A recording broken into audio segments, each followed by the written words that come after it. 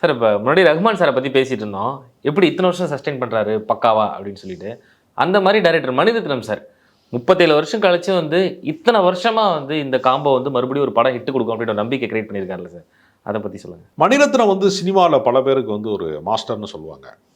ஆனால் அவர் அப்படி தன்னை கருதி கொள்ளாமல் பாலு மகேந்திரா சொன்ன ஒரு புகழ்மிக்க வாசகம் இருக்குது. நான் ஒரு சினிமா மாணவன் அப்படின்னு பாலு மகேந்திரா சொன்னார். பல பேருக்கு வந்து அவர் வந்து ஒரு ஒரு சினிமாவை கற்றுக் கொடுக்குற ஒரு பேராசிரியர் மாதிரி பாலு மகேந்திராவின் பட்டறையிலேருந்து பாலா வந்தார்.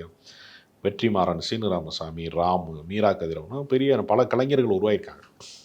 ஆனால் அவர் வந்து தன்னை வந்து குருவாக கருதி கொள்ளலை. நான் வந்து ஒரு சினிமாவை கற்றுக்கொண்டிருக்கிறவன். சினிமாவை வந்து தொடர்ச்சியாக அப்டேட் ஆகிட்டே இருக்கக்கூடிய கலைஞர்கள் வந்து எப்பொழுதுமே வந்து பழைய ஆளாக மாற மாட்டாங்க. அதனால் மணிரத்னம் வந்து 80களிலே வந்து மணிரத்னம் வந்து இயக்குனராகிறார். அவரோட அறிமுகமான யாருமே இப்போ சினிமாலே கிடையாது. ஃபீல்ட் அவுட் ஆகி 80ல் அறிமுகமானவங்க 90லே ஃபீல்ட் அவுட் ஆவாங்க. 90களில் அறிமுகமானவங்க 2000ல் காலி.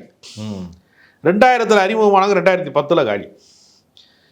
தொடர்ச்சியாக வந்து உங்களுக்கு வந்து இவ்வளவு நீண்ட பயணம் இருக்குல்ல, அதுக்கு காரணம் வந்து தொடர்ந்து தன்னை வந்து எப்பொழுதுமே வந்து புதிதாக சிந்திப்பது, புது ஐடியாவுக்கு தன்னை வந்து தயார்படுத்தி கொள்வது. இப்போ நீங்கள் பழைய படங்களில் நீங்கள் பார்த்தீங்கன்னா பெரிய கலைஞர்களோட மட்டும்தான் வேலை செஞ்சுட்டு இருந்தவங்க.